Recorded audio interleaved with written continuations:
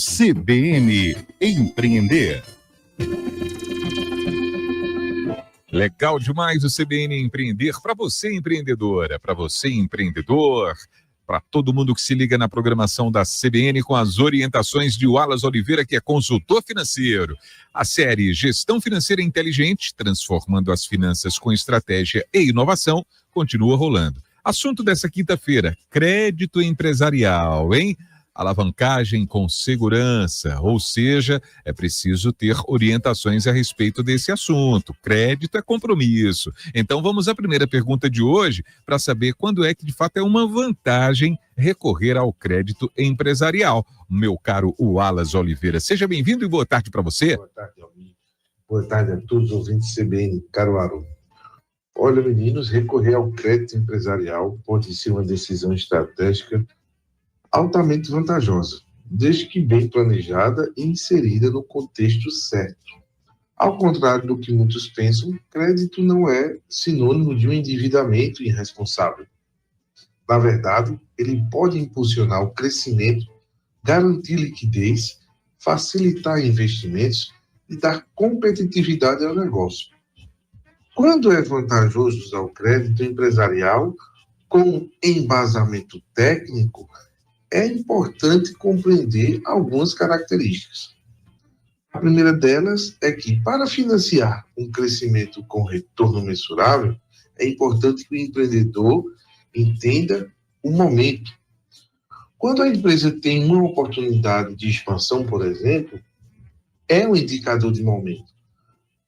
Essa questão de oportunidade de expansão pode estar vinculada a uma nova filial, a um aumento de produção, a um novo contrato ou até mesmo um novo nicho de mercado. E o retorno esperado é superior ao custo do crédito. O financiamento pode, então, assim, acelerar os resultados. Um outro aspecto que também pode se tornar vantajoso o uso do crédito empresarial é para antecipar receitas em períodos de sazonalidades ou capital de giro. Empresas que vendem muito em determinados períodos e pouco em outros, a exemplo de confecção, com alguns tipos de comércio e até mesmo a questão de turismo, podem usar o crédito para aumentar a operação saudável até o próximo pico de vendas. Isso traz aí um certo equilíbrio no seu fluxo de caixa e ajuda, assim, a recomposição do seu capital de giro. O terceiro ponto que destaco é para preservar o caixa e manter a liquidez. Todas essas características voltadas aí ao uso do crédito de maneira vantajosa. E aí a gente destaca que, mesmo que a empresa tenha caixa, usar crédito pode ser vantajoso para preservar reservas estratégicas, especialmente em momentos de incerteza econômica. Esse aspecto eu posso destacar aqui. É melhor eu ter caixa e utilizar crédito em momentos de incerteza do que zerar caixa e ficar só dependendo de crédito.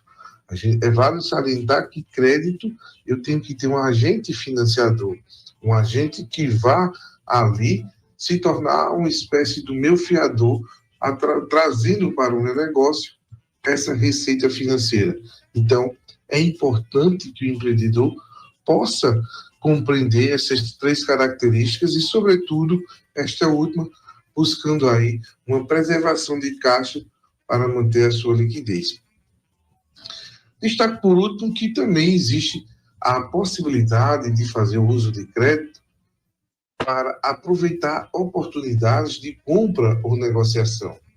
O crédito pode viabilizar a compra em grande escala com descontos, reduzindo o custo unitário e aumentando a margem de lucro. São essas características que eu posso destacar para os nossos ouvintes, observando aí, trazendo a perspectiva vantajosa de recorrer ao crédito empresarial. Entendi. Já que você falou a respeito da vantagem, né? Ou seja, quando é que é vantajoso recorrer a esse tipo de crédito, como é que é possível utilizar esse mesmo crédito sem comprometer a saúde financeira do empreendimento, né? Ou seja, como não misturar essas questões, hein, Wallace? Olha, utilizar crédito de forma inteligente e sem comprometer a saúde financeira da empresa exige planejamento, controle e estratégia. O crédito empresarial pode ser uma excelente ferramenta para alcançar crescimento, otimizar o capital de giro ou também aproveitar oportunidades, como disse anteriormente. Mas, se mal administrado, pode virar um fator de risco elevado, elevando a descapitalização ou até a falência do negócio. É importante que o empreendedor possa entender muito bem como utilizar o crédito com responsabilidade, mantendo a solidez financeira do negócio. Ele deve ter um plano detalhado de aplicação. Antes de contratar qualquer tipo de crédito, é fundamental saber exatamente para que ele será usado e quais serão os resultados esperados. É importante também avaliar o custo efetivo total, o famoso CET. Não se baseie apenas em taxa de juros aparente. Isso é muito perigoso. O custo efetivo total inclui taxas de abertura de crédito, que muitas vezes podem ser bastante elevadas, o IOF, que é o Imposto sobre Operações Financeiras, as tarifas bancárias, seguros embutidos e diversos encargos que podem existir de acordo com a modalidade dessa tomada de crédito. Então, o empreendedor deve observar bem esses valores e fazer comparações para entender se, após a análise do CET, né, ele tenha ali um retorno financeiro esperado, utilizando aí aquele crédito. Então, é importante que o empreendedor possa, inicialmente, já observar e destacar essas primeiras características. Uma outra dica que a gente traz para os nossos ouvintes é uma estratégia de projeção realista de fluxo de caixa. O empreendedor pode simular como as parcelas do crédito vão impactar o fluxo de caixa mensal. E aí observar se a empresa deve continuar pagando suas obrigações com folga.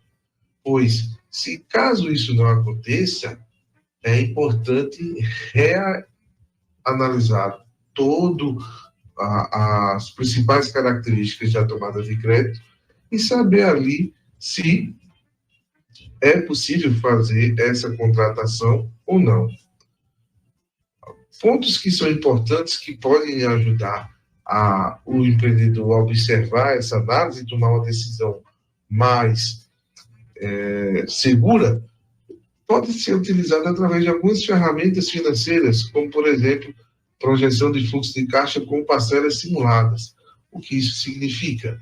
Apenas que o empreendedor ele pode pegar toda a sua projeção de fluxo de caixa futuro e observar se a empresa tem condição de estar pagando as obrigações do empréstimo adquirido e tendo uma folga no seu fluxo de caixa. Isso é um ponto. O outro ponto são os indicadores de cobertura de dívida, a exemplo de EBITDA e serviços que envolvam ali as dívidas. Então, é importante, dentro desse índice, buscar EBITDA dividido pelo serviço da dívida, que são esses custos que falei anteriormente. Por último, é importante que o empreendedor tenha em mente o critério de estabelecer um limite interno de endividamento, criando ali uma política de crédito interna e definindo quanto de receita líquida mensal pode ser comprometido com dívidas. Recomendo, nessa perspectiva, observar que o comprometimento com dívidas financeiras não seja superior a 30% da receita líquida. E receita líquida a gente pode entender que, partindo dessa perspectiva, dívidas totais seriam as dívidas financeiras mais as operacionais, que não pode ser superior a 60% da sua receita líquida, pois isso pode aí, então, ocasionar um grande desequilíbrio financeiro e trazer sérias consequências para o negócio. Eu vou ficando por aqui, meninos. Desejo a vocês um excelente início de fim de semana. Um forte abraço e até a próxima.